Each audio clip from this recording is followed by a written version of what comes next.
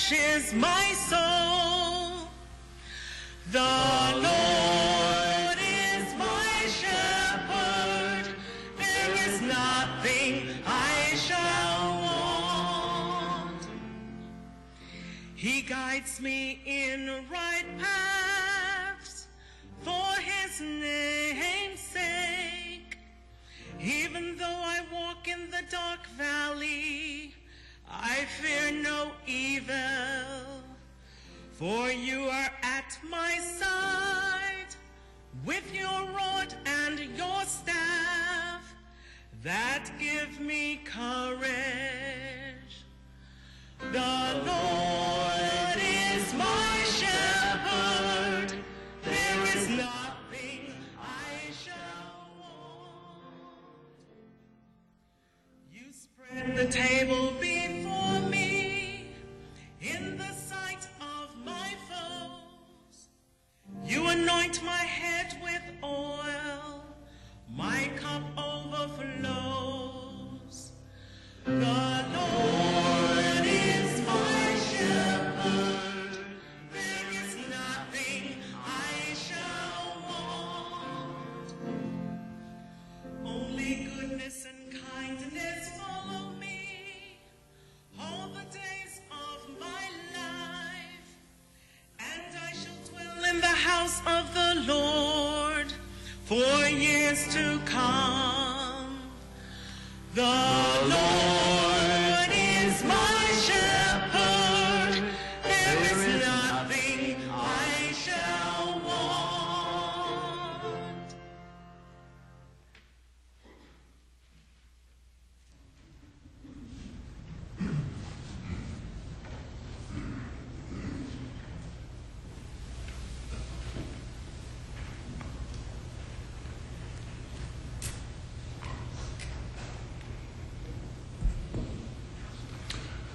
What is your report, Dr. Wu? That's how Bert Case would greet me every day in the halls of WLBT. He hired me in 1984. Frank Belton wasn't convinced I was the man, but when we met with Frank, Bert said, "Frank, I think we have our man." So the rest is, as they say, history. He was quite a mentor. I learned so much from Bert Case. He also taught me how to get up on skis. Remember, Mary? When we went camping all the time.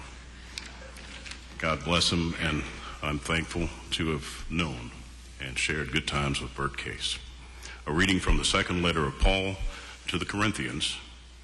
We know that if our earthly dwelling, a tent, should be destroyed, we have a building from God, a dwelling not made with hands, eternal in heaven. So we are always courageous, although we know that while we are at home in the body, we are away from the Lord, for we walk by faith, not by sight. Yet we are courageous, and we would rather leave the body and go home to the Lord. Therefore, we aspire to please him, whether we are at home or away. For we must all appear before the judgment seat of Christ, so that each one may receive recompense according to what he did in the body, whether good or evil. The word of the Lord. Thanks be to God.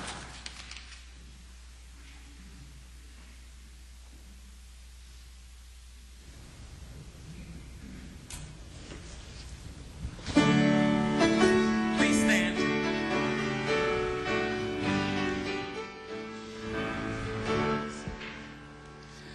Hallelujah, hallelujah, hallelujah.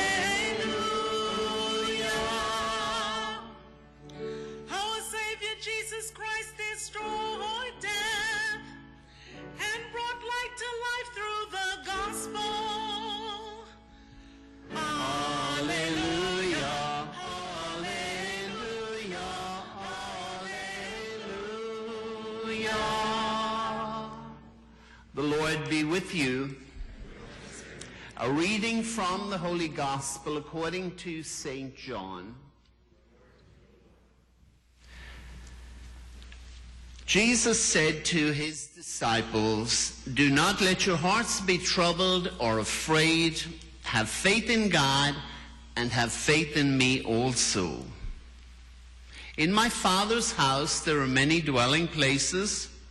If there were not, would I have told you that I am going to prepare a place for you? And if I go and prepare a place for you, I will come back and take you with me, so that where I am, you also may be. Where I am going, you know the way." And Thomas said to him, "Master, we do not know where you are going. How can we know the way?" And Jesus said to him, "I am the way, the truth, and the life. No one comes to the Father except through me." The Gospel of the Lord. You may be seated. Again, I welcome you all to this gathering as we celebrate the life of our brother Bert Case, and we commend him to God. We thank God for the many blessings which he bestowed on Bert throughout the course of his life. They are many blessings, and they are a reminder of God's goodness to us. We extend to you, Mary, and to Bert's daughters, Valerie and Valinda, and your mother, Barbara, and Bert's granddaughter, Belina. We extend to you our prayers and our support and our sympathy on the death of Bert. What a distinguished gentleman. For 50 years, Bert moved across the airways of Mississippi. For many of you gathered here today, there was never a time period when Bert Case was not the news bearer during your lifetime. He had the distinction of working at all three Jackson stations during his life in various capacities. And that distinction merely enhanced his reputation as a broadcaster, as a comrade, as a friend, and as a team member. Bert Case was not only respected and revered in these markets, but far beyond also, and received great recognition for his faithfulness in reporting. Some of the distinguished features of his long and outstanding career would be integrity. Integrity, endurance, and faithfulness. These are values that were the bedrock of his career in reporting. While they are values that we hold in high esteem in the Christian tradition, they are also values that every human being, regardless of religious affiliation, they hold those values dear. And when we see them lived in the life of another, we celebrate, we celebrate and we appreciate those gifts. They are the values that brought Bert Case into the homes and hearts of so many people throughout these 50 years. Integrity, endurance, and fairness. Person after person would attest to these values. His endurance in following a story is pretty legendary. Even to the point of one well-appreciated occasion when somebody was going to whip his ass. And the great episode with the bulldog and his just managing and his endurance in following. No risk was too great. His integrity. Bert Case's his commitment to integrity in his own life made him an extremely valuable candidate in challenging the integrity of others. And so he could well require that kind of truth and measure from others. He saw truth in all of the stories that he tracked and followed. He was a man of fairness, a just man, committed to justice for others, and committed to the improvement and advancement of the lives of all people. And that is why we chose that first reading from the Book of Wisdom, a celebration that the souls of the just are in the hands of God. No torment shall touch them. In the view of the foolish, they seem to be dead, and their passing away with thought and affliction, and they're going forth out of destruction. But they are in peace. Bert knew and understood that truth. As a Christian, Bert understood and appreciated these values. He was baptized as a Christian many years ago, and he had a great faith in the promise that God holds out to his followers. Every time I had the opportunity to visit Bert during these past few months, particularly when he was very conscious, he always asked me to pray with him, and he would do this, and please pray with me. And was intensely grateful, and I know it was true for many others who came. He asked them for prayer in the same way. Because he was aware of that reality that was proclaimed in the second reading, that we know the tent in which we dwell will be destroyed, but that God has a dwelling place for all of us. And Bert Case understood that, and understood the serious nature of his ailment that was racking that tent that we live in and that he lived in at this particular point in time. The gospel passage we chose for today, Bert certainly understood and appreciated, which is the life held out to all followers by Jesus Christ, that I have gone ahead and prepared a place for you. I will come back and take you with me. And that is why we gather here today, to celebrate our faith and to celebrate and witness that that promise is now fulfilled for Bert. He would have been 77 on Saturday, and a full life, a rich life, an enduring and valuable life. On Thursday afternoon, the last time Bert Case signed off in that wonderful, well-known and well-appreciated Bert Case, calling out, and I am sure he presented his credentials proudly at the pearly gates, notwithstanding Marshall Ramsey's interpretation of it. But he presented himself and probably heard the words, "Come, blessed of my Father, inherit the place prepared for you from the foundation of the world. For when I was hungry, when I was sick, when I was imprisoned, when I was in need, you responded to me." I'm speaking to you about the faith that Bert had. He has been blessed throughout his years to have so many friends. We couldn't possibly hear from them all today, but you will hear from a few of them today who have a pretty unique inside and working relationship with him.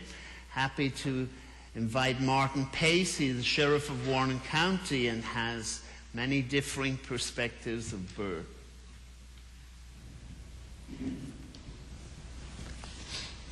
Thank you, Father Hurley. Different perspectives may be a good way to put it. First of all, thank Mary and Valerie and Valinda and all the rest of the family for asking me to share a few thoughts of my dear friend Bert Case. Bert and I have been friends for over 20 years. He was never any different. No matter when you saw Bert, he was the same guy. Regardless of friendship, he would get the story. He would ask the tough questions. He would ask the hard questions. But just such a great guy and such a mentor to younger journalists. And I could see that in speaking to to other journalists and knew that the influence that he had had.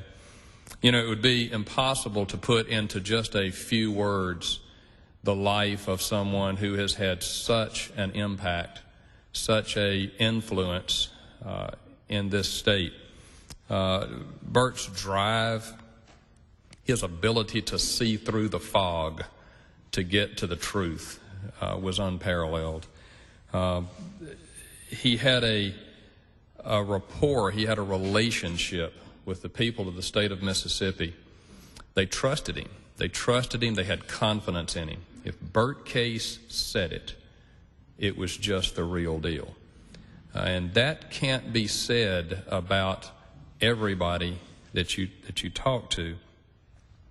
You know, whether he was bringing good news or oftentimes bad news, he had a way of relaying it to you as if you were hearing it from a family member. You just trusted what he was telling you. I would be remiss not to mention at least one or two of the lighter sides of Bert. When I was visiting with him in the hospital, Mary was there, and I made mention. I said, Bert, you have to get out of the bed. We have a river flood coming in Vicksburg, and we can't have a flood without you to cover it. But I recall one several years ago that Bert and Jim Duncan were in the boat with one of my deputies and I, and there was a little rock in the boat, had bumped into something that was underwater. And in that voice, he said, Sheriff, we're here to get the story, not become the story.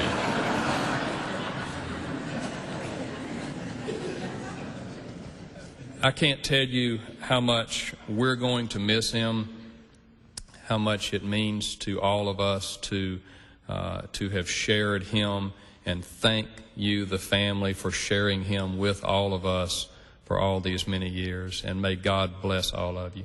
Thank you. And representing the class of 57, right?